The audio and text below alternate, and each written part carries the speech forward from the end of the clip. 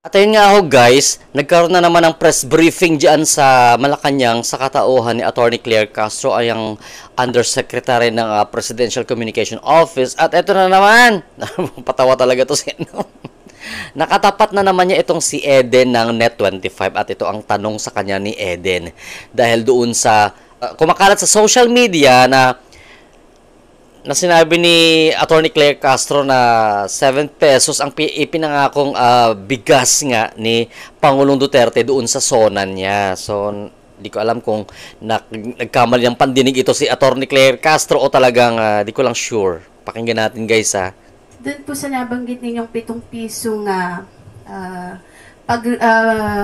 baba ng Duterte administration, pwede po ba ninyong i-clarify yun kung talagang 7 piso, gagawin 7 piso kada kilo yung bigas that time?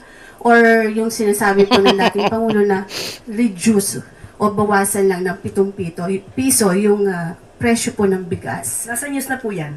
Maaari po niyong i-refer po ang news. Sa news na yun. So, malinaw po na reduce po yung nabanggit. Pero kayo sabi ninyo sa inyong vlog po ba yun, whatever, yung 7 piso, sabi nyo, pangako 7 piso at parang sort of ganon. Pwede po maninawin lang natin yun para hindi naman na pagmula ng fake news. Sa vlog po. Ayan ha. Gustong ipalinaw ng Net25 nitong si reporter nila na si Eden.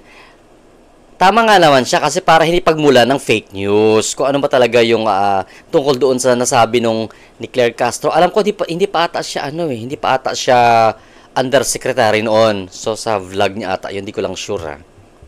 Pinipilit talaga ni Eden itong si Attorney Claire Castro na magsalita, pero ayon dito sa undersecretary, hindi daw siya magsasalita ng hindi tungkol sa presidente. Ayan. Outside, hindi siya magsasalita outside sa issue ng Malacanang, ayan. Ba? Nakita na panood po sa Hindi po yata yun nabanggit sa press briefing. Opo, hindi po sa press briefing. Parang you're talking na pinapakita nyo pa yung SONA something ni PRRD. Para lang po magkaroon ng sa halip Hindi na... po yung pahayag ng Pangulo. Hindi naman sinabing pahayag ng Pangulo eh. Ito naman si Atty. Claire Castro, pinapalinaw nga sa'yo yung sinabi mo, hindi niya sinabi. Hindi naman sinabi ni Eden ng Net25 na pahayag ni BBM, kundi pahayag mo. Ano ba? Ikaw kasi salita ka din ng salita eh. Nagpakita ka pa ng video. Ayan, ikiklip ko mamaya dyan yung sinasabi ni Miss Eden na to ha. Ito po tayo sa ating press briefing para ihayag po ang direktiba, announcements ng Palasyo. Hindi po patungkol sa aking pag-vlog. Hindi patungkol sa pag-vlog niya, pero kung kapag tira kila Duterte, pwede yung sagutin. Ano ba yan? Ang totoo. Wag ito lang po yung vlog, Yusek, para lang po hindi Eden, pasensya na po. Hindi po ako makakasagot ng anumang sinabi ko outside from this press briefing. Kung ano man ang aking naging opinion personal, pag-usapan natin sa labas at hindi dito po.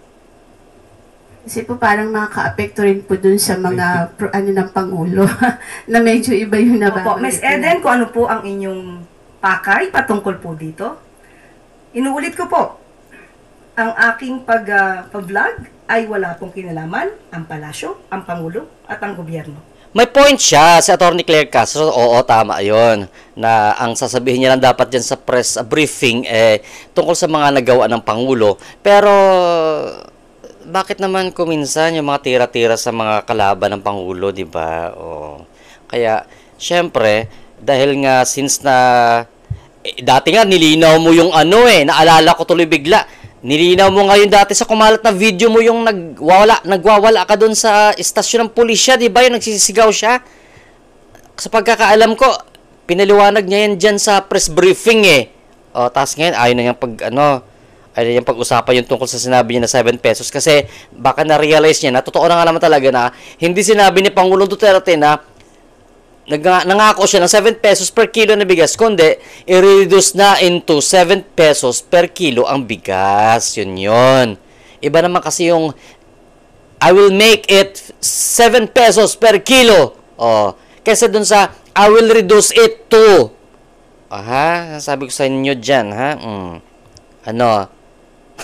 Tinik sa lalamunan ni tinik ata sa lalamunan ni Claire Castro ito si Eden ng Net25, pero good job Eden, ha, ng Net25, kasi talagang tama lang din naman yan sa tingin ko, kasi nga nung issue na tinanong din sa kanya dati kay Claire Castro tungkol doon sa bakit nagwala siya, sinagot ho niya yan, whereas outside din ho yan sa issue ng Pangulo. Ayan, ha.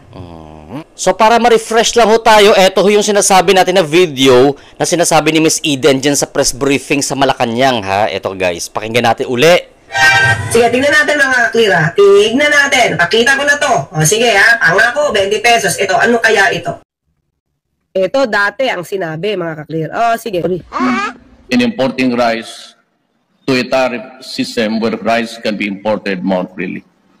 This will give us additional resources for our farmers, reduce the price of rice by up to 7 pesos. Oh.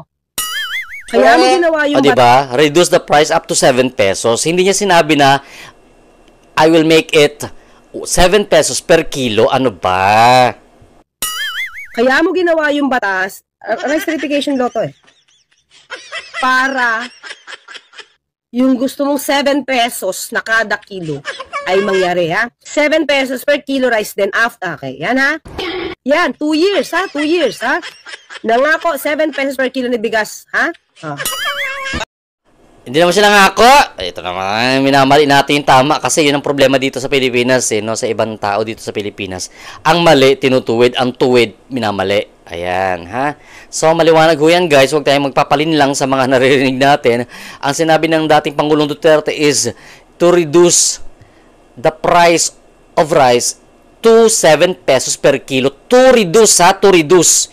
Never niyang sinabi sa zona niya na gagawin niyang 7 pesos per kilo ang bigas. Kundi babawasan niya, ang reduce is babawasan niya ng 7 pesos per kilo. Ang example natin, halimbawa 60 pesos ang kilo ng bigas. So pag binawasan ng Pangulong Duterte noon ng 7 pesos, magiging 63 rather. Kung 60 pesos per kilo, less 7 pesos, that will gonna be 53 pesos na lang, kasi less 7 pesos. Simple mathematics ba? Ayan lang ho, ha?